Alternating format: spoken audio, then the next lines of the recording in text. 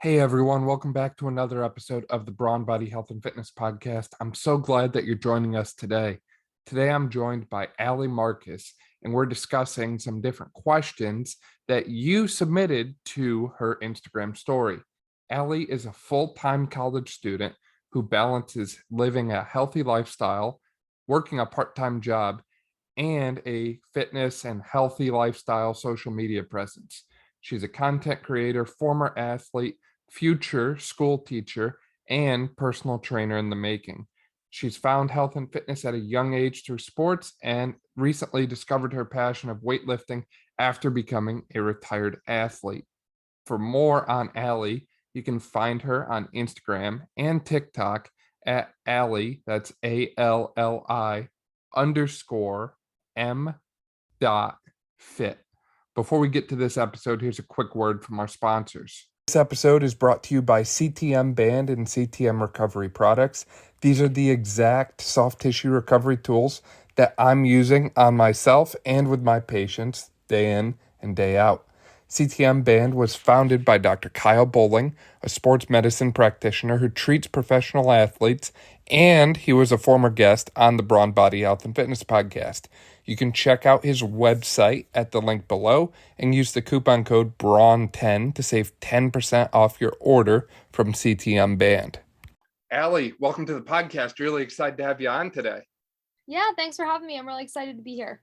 So for people who aren't familiar with your Instagram, TikTok, all your social media channels, and who you are in general, would you mind kind of filling us in about who you are and your fitness journey? Yeah, of course. So I'm Alli. I'm a senior in college. I'm about to graduate. I am just someone who's really interested in health and fitness. I'm actually in the process of getting my NASM certification. So I'll be heading into online coaching pretty soon here too.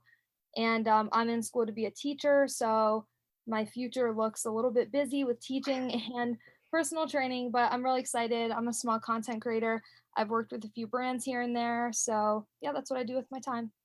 That's amazing. And I love how you're kind of combining the education side of things with fitness, because I don't think it's any news to anyone that unfortunately people aren't getting more healthy or more fit. So clearly we need people who can help instruct and educate people while also bringing a good health and fitness knowledge background. Yeah, for sure. And also I like dabbling in the social media because it makes it fun too.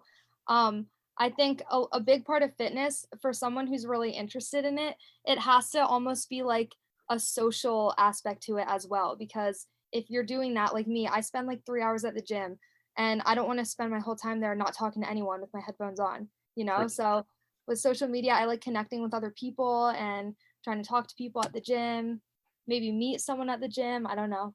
For sure, for sure. Fitness is definitely better when it's a social thing and you can share it with other people and connect with like-minded people.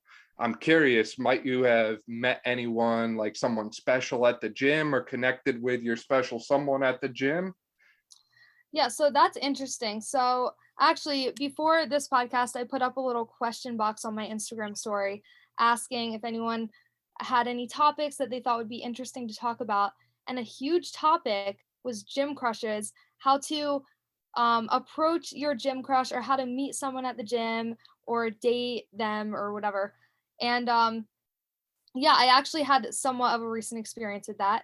Um, my advice for anyone wondering if it's a good idea to progress with someone at the gym, I would say if you're willing to take a risk making the gym a little bit uncomfortable, then yeah, sure, go for your gym crush. But if you want to keep the gym a safe space where there's no discomfort involved, there's no like you just have friends there, I would say keep gym crushes out of your mind because my recent experience, I did end up trying to pursue something with a boy at the gym. It didn't go well, and now I feel a little bit uncomfortable at my gym. So there's my take on that one.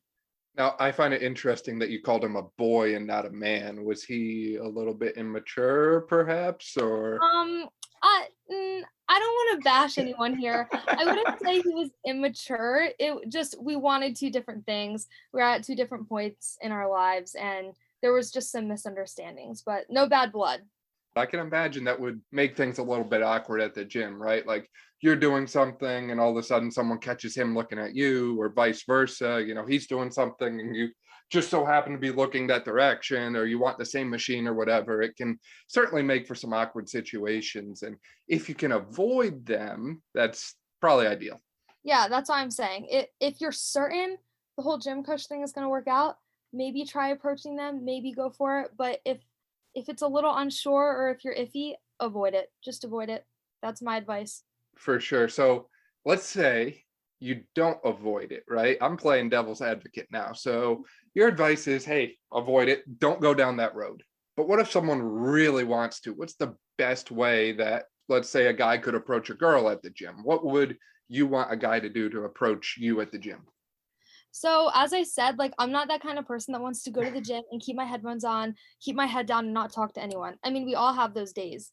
But I would say just like be a normal person and just go up to them when they're not doing something, like when they're resting or if they're looking down at their phone, just be like, "Hey," maybe give them a compliment, just say like, "I hope you have a good workout," if they just got there or something like that. Just keep it normal, keep it casual. Like the gym is not some like foreign place that like all of a sudden all social skills are like shut off, you know? Just like Really? normal. Yeah, shocking, right? Some people think that it is. And I think it's important to mention that you don't want to approach someone when they're mid set. I think that's a big pet peeve for anyone, guy, girl, or whatever. And I don't think it's good to approach someone when they have the headphones in, when they're in that hood up, like hood down, like shut out the world kind of mindset. Like you'll know when they're in that kind of headspace, so to speak. And I Oh, don't for think those sure. are the times that you want to be introducing yourself to someone. Yeah, for sure. I was gonna say, just use your what word am I looking for here? Like, not street smarts. Help me out here. Use your common sense, maybe. Like, I would basically just want someone like I said, if I just got there, if they were there, just be like, "Oh, hey, have a good workout." Yep. Or sometimes, like, if they don't know my name, just come up to me while I'm resting mid set, even if I'm looking at my phone, like as long as I don't have my hood up and my hat down so you can't see my eyes, just come up to me and be like, "Hey, I see you here a lot. What's your name?" Like, that's nice. Yeah, for It's a sure. good And combo starter. I think the other piece I like too is ask questions because people have this natural instinct that they want to help other people, Mhm. especially if you ask them about, like, hey, could I get a spot on this exercise, right? Or maybe you saw someone doing something that you're not familiar with. You're just like, hey, I like that. Could you show me what that is or tell me more about it, right? People have a natural inclination to help others, unless you're like that 1% that just wants to watch the world burn, and if that person is that 1%, you probably don't want to pursue something with them anyways. Yeah, no, exactly. You hit the nail right on the head there. And I think the other piece that people forget about meeting people at the gym is it's not like you start talking to someone and you're instantly going to get their number, follow them on Instagram, get the Snapchat, get the TikTok, get the MySpace, send them smoke signals every night, communicate via Morse code, via between sets. I don't freaking care. Like, it's not going to happen instantaneously if you're interested in someone. And that should be like natural for people who go to the gym because the results don't come instantly. It takes days, weeks, months, years. So if you're truly interested in someone, you're not gonna like land a date with them or anything like that on the first time you open your mouth to them. It's probably gonna take a little while. And you kind of have to trust in that process a bit. Oh yeah, for sure. Especially like a place like the gym because that's where you're going to see them every day probably if they go at the same time, and it's going to be a slow progressive thing. Like it might start out as a casual hey, then the next time a conversation, then the next time another conversation. You just never know. So yeah, I would say take it slow. For sure, for sure. And also pick up on the nonverbals, right? Like if you're talking with someone at the gym and like say I'm talking to a girl, this is just a hypothetical example. This has never happened. But if I'm talking to a girl at the gym and I can't keep my eyes on her eyes and I start wandering elsewhere, that's probably not going to reflect too well on me. And Yeah. likewise, if you're a girl approaching a guy at the gym, if you want to say something to him or talk to him and you can't even look at him, that's probably not going to go too well for you. Oh, one thing I would say definitely do not do. This has happened to me so many times. Do not, if you see someone at the gym, like find them on social media, but don't say anything to them in person and message them on social media or like follow them, because that is so weird to me. It's so just big no, big red flag. Please don't do that. I've had that happen a few times before, and I've had there's this one story I keep telling it over and over again. But the first time someone came up to me in the gym and goes, "Hey, I love your podcast," like it kind of freaked me out at first because they knew who I was, but I didn't know who they were. I was just like unsure how to proceed or how to react with that. At first, I ended up following them on Instagram, finding them, and we had a great conversation and all that. But it's just interesting how people know you online, but they don't know you in person. And I think that's very backwards. I think we should have the in-person connection before the online connection, one. And two, that's a great way to keep a conversation going. Hey, do you have a fitness social media? What's your handle? Or hey, do you need someone to hold a phone for you, do a camera thing for you, right? Because I think we've all seen at least one person at the gym who's doing that awkward like phone Tetris game, trying to get it balanced just right so they get the right angle and right lighting and all that. And sometimes it's just easier if you help out. Again, going back to what we talked about earlier, offer a helping hand or be a helping hand. Yeah, no, I completely agree. And for me, it's not even like I've had people come up to me and be like, "Oh, follow your Instagram." I don't even think that's weird, but I think it's weird when I just saw someone at the gym, but they saw me clearly, but didn't say anything to me. And then they'll message me and be like, "Hey, like you just saw me in person. Why didn't you just talk to me in person?" Yeah, and I think people in general should be confident enough to approach you in person, right?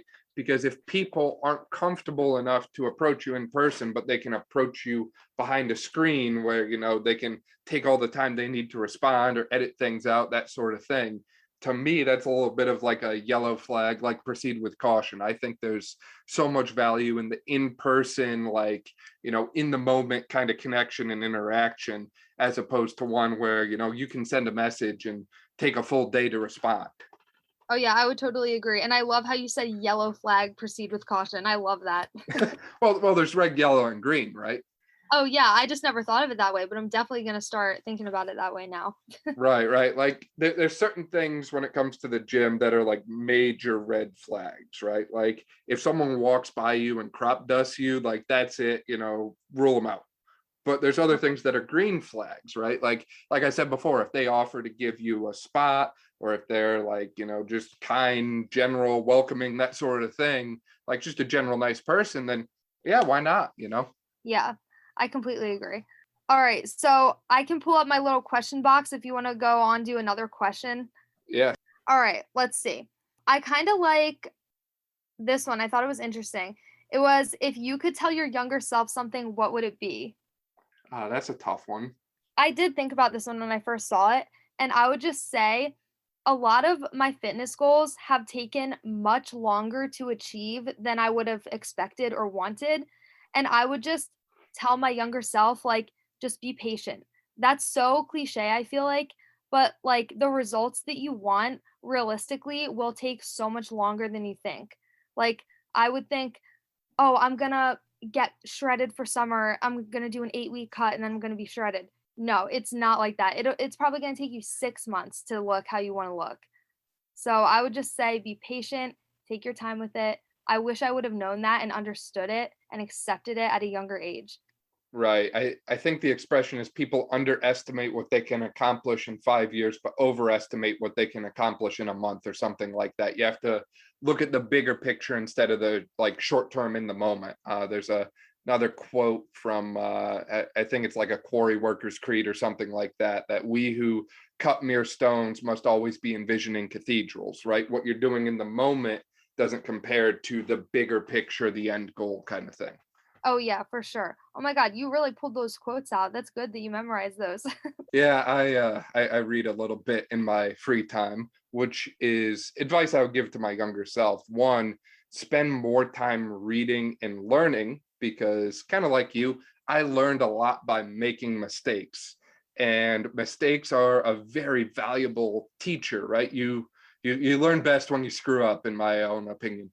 but sometimes it's nice to take advice from other people who have succeeded and are successful in what you're doing. And I don't necessarily mean like, the fitfluencer online who's got 5 million followers and probably takes a little bit of this, if you know what I mean. I'm not saying that all fitfluencers are bad, but I'm Yeah. saying that I've taken bad advice from some in the past. And I think it helps to kind of seek out, one, who am I getting my advice from? And two, do your homework, do your research, right? Like if I post something, take what I post and Google it, fact check me. I don't care. Like, make sure that what I'm giving is actually sound advice, and take the time and do your due diligence and put in your sweat equity before you walk in the gym. So that way you maximize your time in the gym. So you don't have to spend all day there to get the results that you want, because that's not conducive of life balance whatsoever. Oh, I completely agree. And like talking about time here, I feel like how I said your goals are probably going to take a lot more time than you would project them to take. At the same time, yes, they do, but you would be surprised how quickly a year feels like it goes by. Like, I feel like my years go by so quick, and then I can look back and be like, wow, look how much progress I made. But when you're actually in the state of setting the goal, you think, oh, I need to get this goal done in a month, in 2 months, when really it's probably going to take a year. So it goes by slowly, but at the same time, it goes by so quick. It's weird. Right. What I tell people is try and get 1% better every time you walk in. And I know that's like a cliche thing, right? But if you just improve a little bit each day, long term, it stacks up to amazing results. But don't try and run a marathon or don't try and run a sprint when you're running a marathon, right? This is a long duration game. And I think that's another thing I would kind of look back on myself with is, lately I've done a ton of injury prevention training because I don't want to get hurt in the gym, right? If I get hurt working out and I can't work out for months or even a year, I'm going to set myself back, and all that progress that I worked so hard for is going to disappear.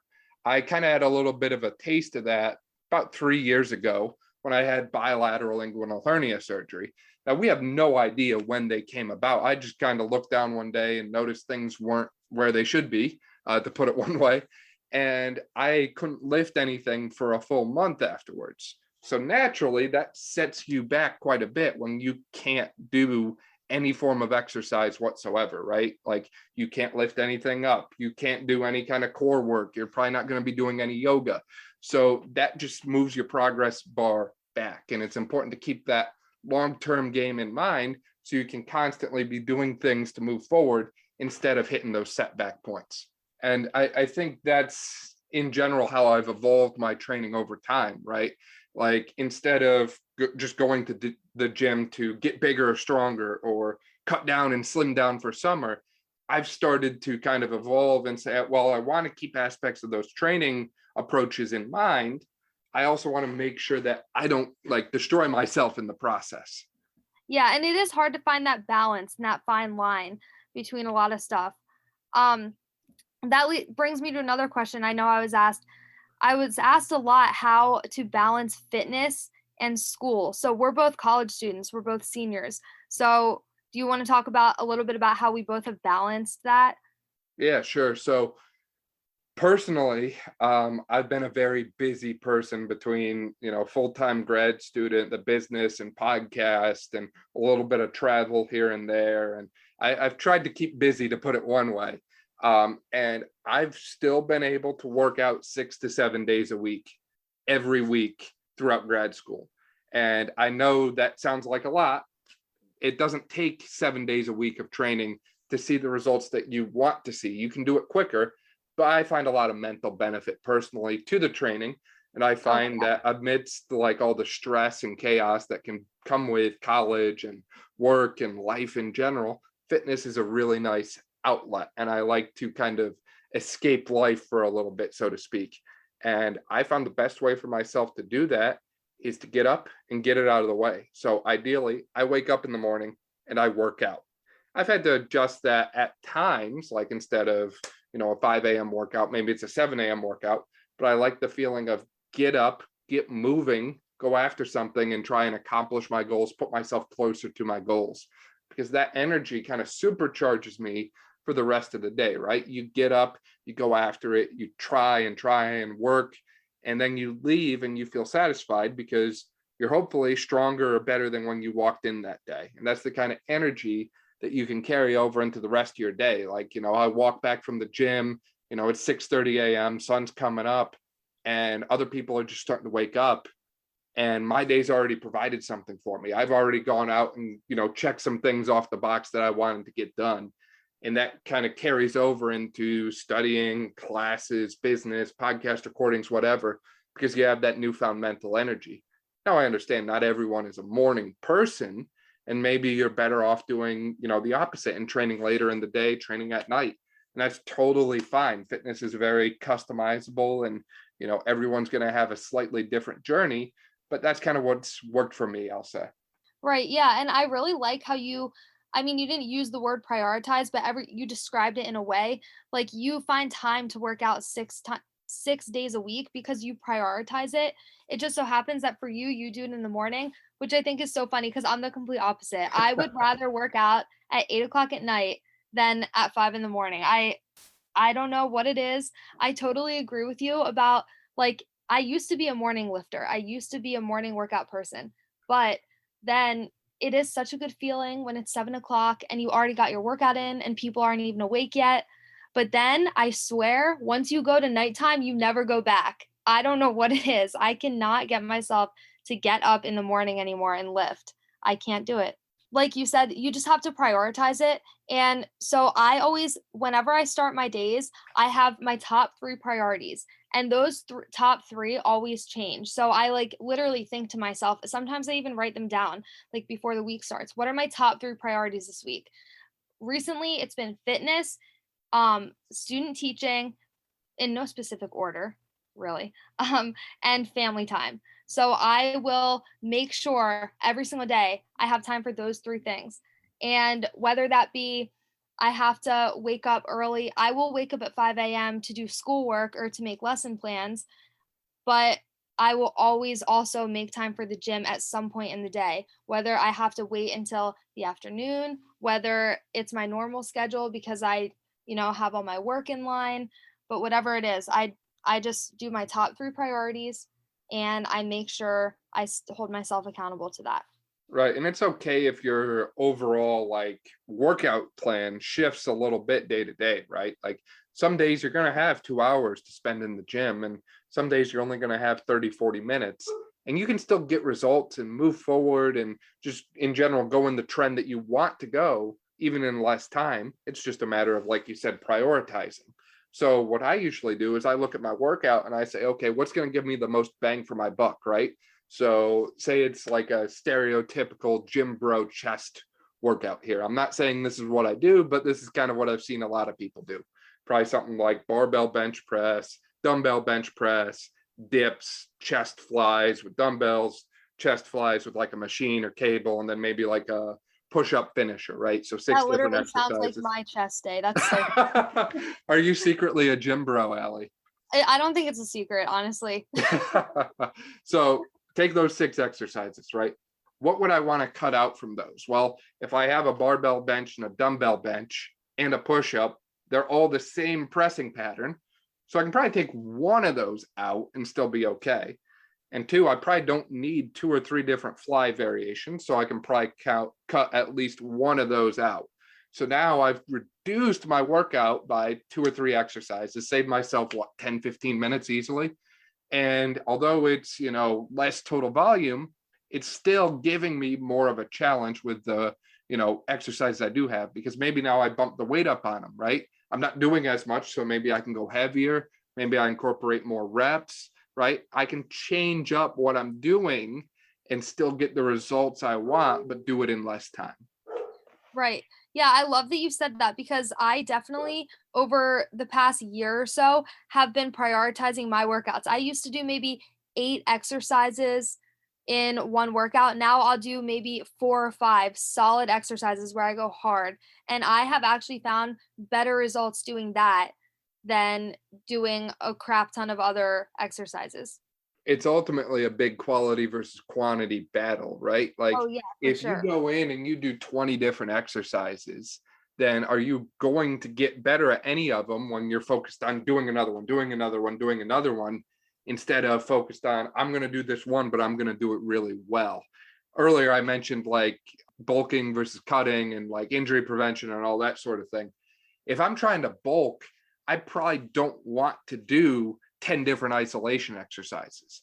I probably want to focus on more compound, heavy type exercises that are going to give me more of what we're calling bang for our buck, right? I want to maximize my time and get the most benefit from my training.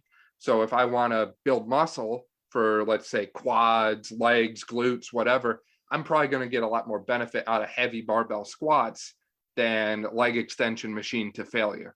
I'm probably going to Right. get a lot more benefit out of barbell hip thrust or step up variations or lunges for my glutes than I would, sideline clamshells. And the same thing for cutting, right? Like if I want to cut down, I probably don't want to do 2, 3 hours on a treadmill, right? That's probably not going to move me closer to my goals. But if I can take the workouts that I'm doing with the weights, maybe incorporate a little bit more of like an interval training focus or increase the intensity a little bit, right? Instead of resting for 2 minutes in between sets, maybe I cut it down to one. Sure, I don't rest as much, but it's going to get my heart rate higher. Right.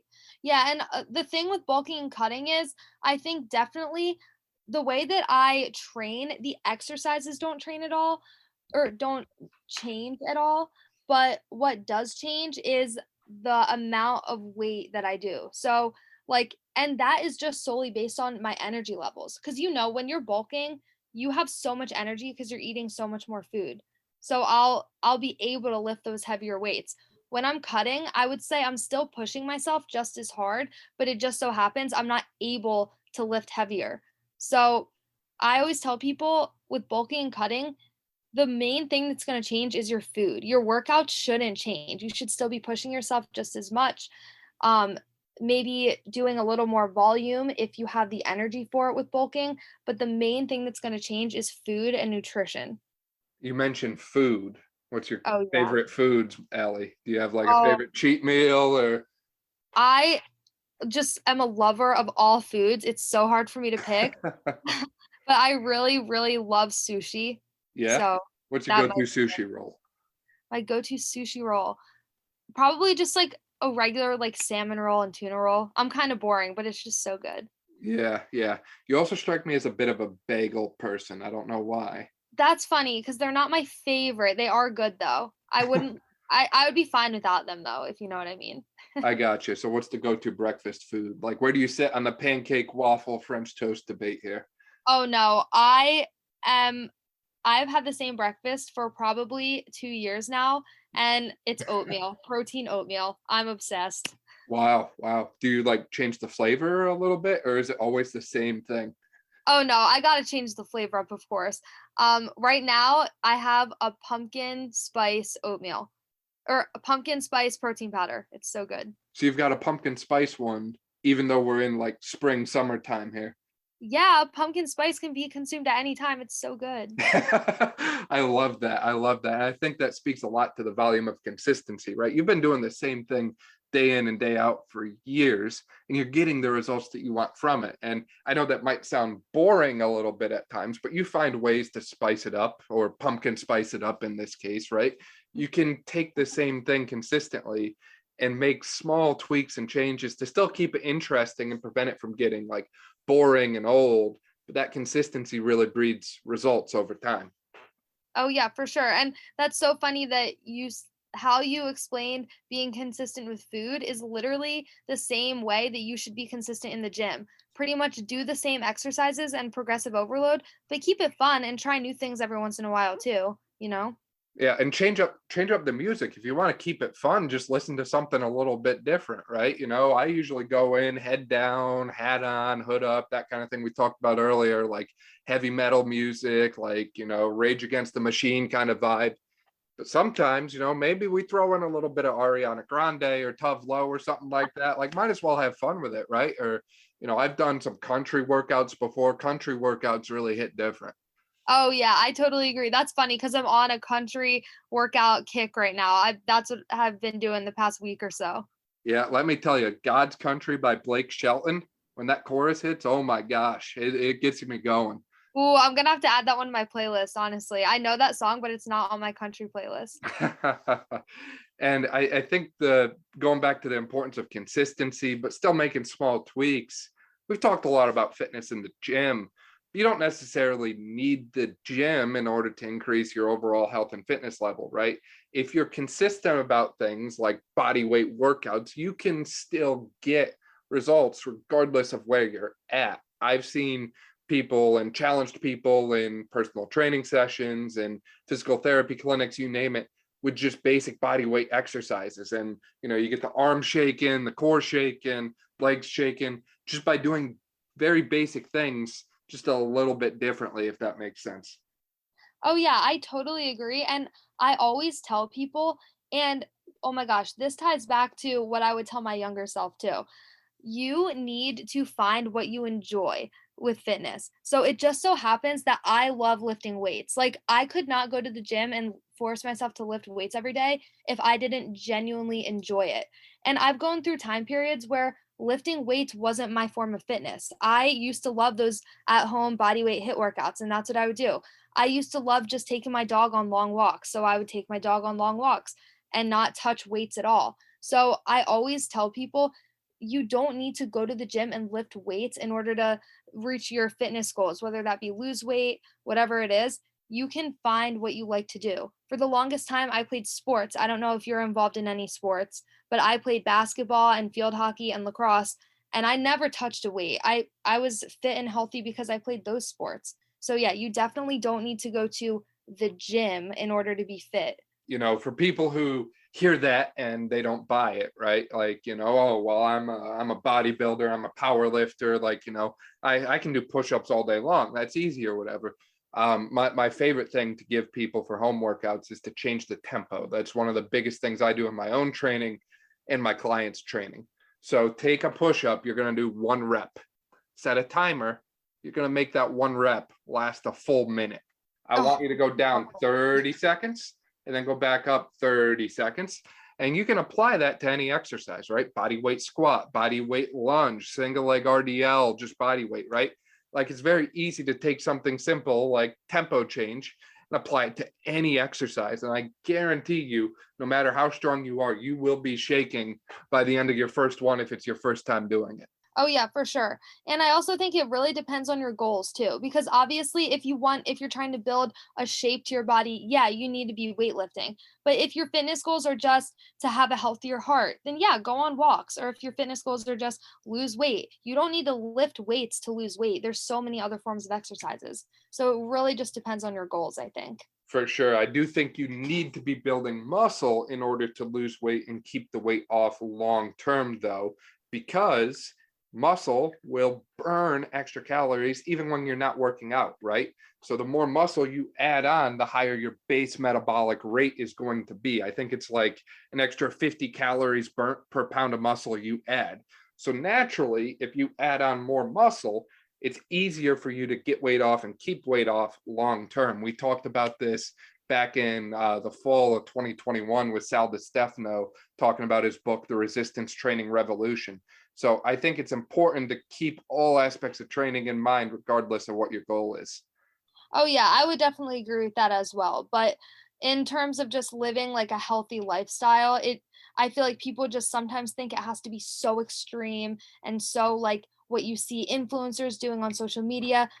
People forget that's their life. They literally their job is to work out. So people Yeah. just I think need to keep that in mind for sure. Well, in some cases, their job is to work out and they spend 4 or 5 hours in the gym, like you said. In some cases, maybe they're on some type of performance enhancing supplement that helps expedite their results a little bit. And sometimes you use lighting, filters, edits, that sort of thing online to give what I would call like a perfect definition, right? And that's something that I try to keep in mind is I want to be transparent with what I put online. I want you to see the good, the bad, and the ugly. And, if there's something that I do that doesn't go like I thought it would, or doesn't go as planned, I'm also factoring that into my own clients' programs, right? Like, I don't want something that I can't do or something that, doesn't make sense to me to go into the training of my clients. I want them to feel, engaged, empowered, and smart about things. I don't want them doing stuff just to do stuff. I want everything to have a purpose.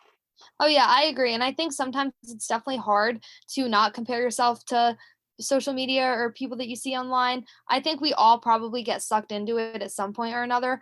But yeah, it's just really important to just keep in mind that everything that you see on the internet is not real. Like I know personally, and I haven't done this to be like in any negative sort of way, but I've like went through time periods where I would struggle in my personal life, but no one from my social media would ever know because I still post a picture every day smiling and post my workout.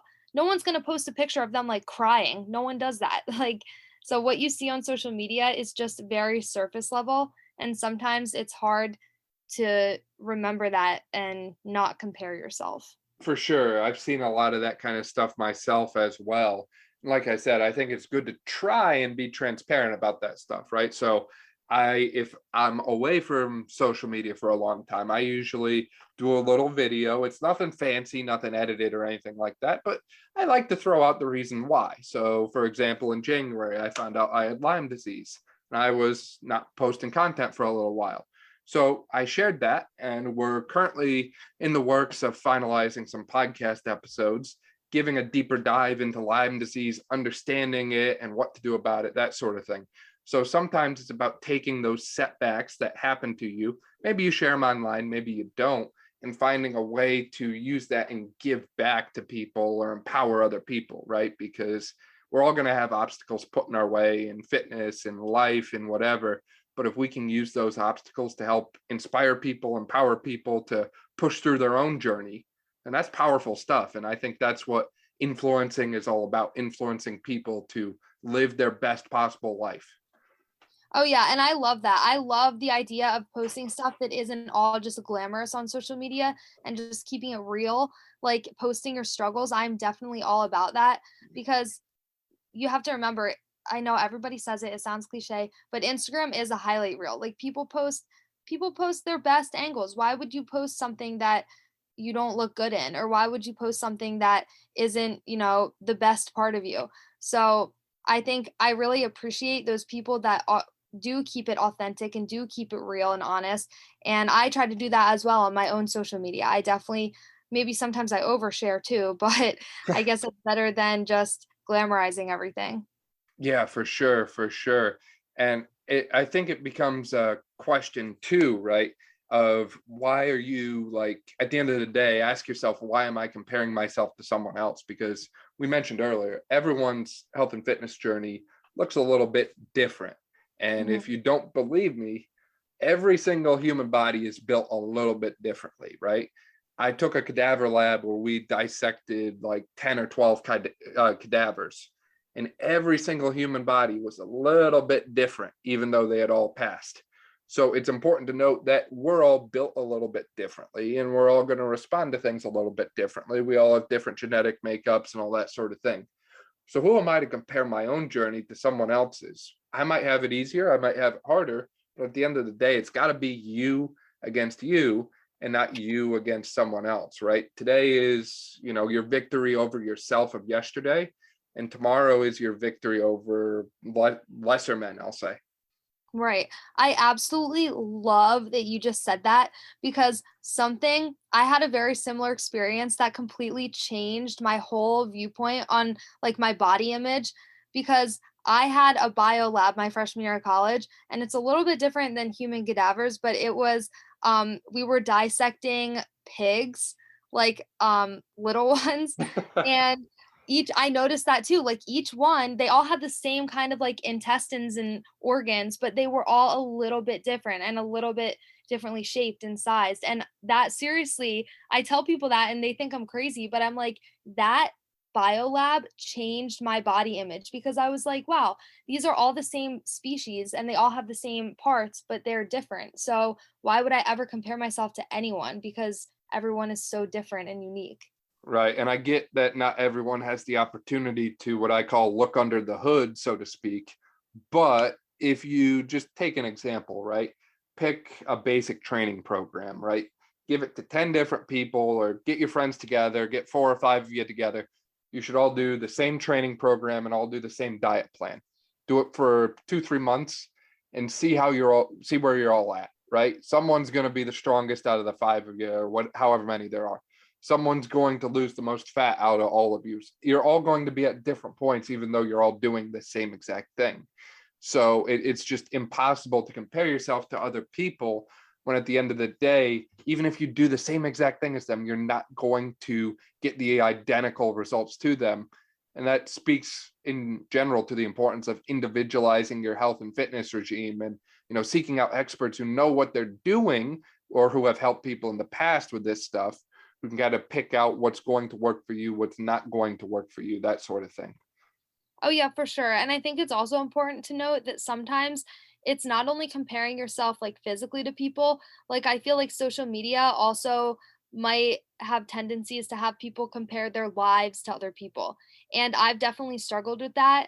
And the way that I get through it is I constantly remind myself that what makes me happy or what makes me feel good is not going to be the same thing as what makes another person happy or feel good. So I would start asking myself, like, what makes me happy truly? It sounds like such a simple question, but I think if people ask themselves that, like, what matters to me? What do I want? What makes me happy? You'll be surprised at what you come up with and what you say to yourself because it's probably going to be a lot different than those people that you're comparing yourself to. For sure. So now I'm curious, what is it that makes you happy, Allie? Is it a night out on the town? Is it a night, drinking tequila? Or is it, a quiet night in? What is it that, keeps you going forward or what waves your flag or rattles your cage or whatever expression you want to throw in there? I've definitely had points in my life where I find imbalance. I'll either be going out, having way too many shots of tequila, too long of a time, or I'll find myself I hadn't gone out and had fun with my friends in months and I've spent all my time at the gym. So I love what makes me happy is finding that balance. Finding the balance between social, fitness, personal life. I love that. And something I'm working on right now because it's always a work in progress finding that balance. But I think it's important to note that you can have a balance, right? A while ago, we had Katie Be Happy on the podcast, and she's a yoga instructor. She's a Lululemon model, like you name it, she's probably done it. And she loves tequila. She made a big point at the end that she loves tequila. And I think it's important to note that, like, she's literally modeling for Lululemon. And she's just like, yeah, I drink tequila. I love that stuff. So to me, it's like, well, if she's drinking tequila and it works for her, I can probably afford to have a couple shots every now and then. I'm not saying it's an everyday thing, Oh, yeah. but it's important to note that you can balance a little bit of having fun with the results and that sort of thing. Yeah, I 100% agree. And I think the old me struggled so hard to find that balance because I thought I had to choose one. I thought I had to choose. I'm either that like party person, social butterfly, I'm going out every weekend, or I'm that isolate myself, go to the gym, only eat chicken and rice person. And it is so not like that. If you want fitness to be sustainable, you need to find that balance. I go out maybe once every 2 weeks. I'll go out every weekend if I want to, and it's not the end of the world. It's one night. Like, I wish I would have told myself that years ago. You mean to tell me college kids go out on the weekends? What? I know, right? Crazy. And they Who would also have go to thought? the gym during the week. What? And I think it's clear to make a point that this is all great information. But if your goal is to be the best, and I mean number one, like, Arnold Classic winner, like, best physique in a bodybuilding competition, strongest power lifter ever, like, that kind of stuff. If you want to be number one, then doing these things won't put you at number one. But if you want balance, if you want to keep enjoyment in, personal things and life things, and still keep that fitness element there and just overall living a healthier lifestyle, it's very doable and very possible. But I think it's important to ask yourself, where is it that I'm going? What is it that I want to do? because if you're preparing for a bodybuilding competition or a bodybuilding show and you're 2 weeks out, shots of tequila might not be the best thing at that time. Probably Afterwards, not. sure, go crazy afterwards, but just keep in mind that you have to, individualize your own journey with health and fitness and keep your own goals and direction in mind, I'll say. Oh, I completely agree. And that's where I would keep reminding myself, like, what do I want for my life? Because I am guilty of getting sucked into that social media trap where I'll compare myself. And I happen to follow a lot of girls who do bikini competitions and they're so strict on themselves. They look amazing.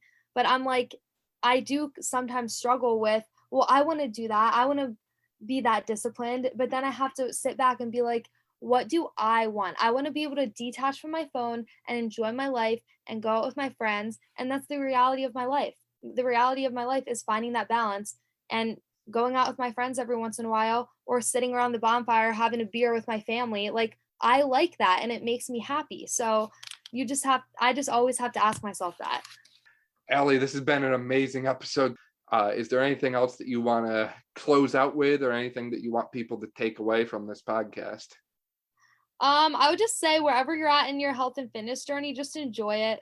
It's really not that serious. I feel like sometimes I need that reminder. Like, life itself is not that serious, and that's just like the whole message that I want to spread. Just do whatever makes you happy, and yeah, thank you so much for having me on, Dan. I had a lot of fun. For sure, for sure. And Alli, for people who want to find out more about you, where can they find you on social media, website, that sort of thing? Instagram and TikTok, I have the same username. It's Alli, ALLI_M.fit. All right. We will link to all of that in the show notes below. So in case you didn't get it, you can just click there. And Alli, this has been an amazing episode. Really appreciate your time. It's been awesome working with you. Yeah, thank you so much, Dan. Thank you so much for listening to this episode of the Brawn Body Health and Fitness Podcast. If you liked this episode, please make sure to share it with a friend, subscribe so you don't miss any of our upcoming episodes, and leave a review. This way we can spread knowledge and motivation and help reach more people. Thank you again for listening, and I'll see you next time.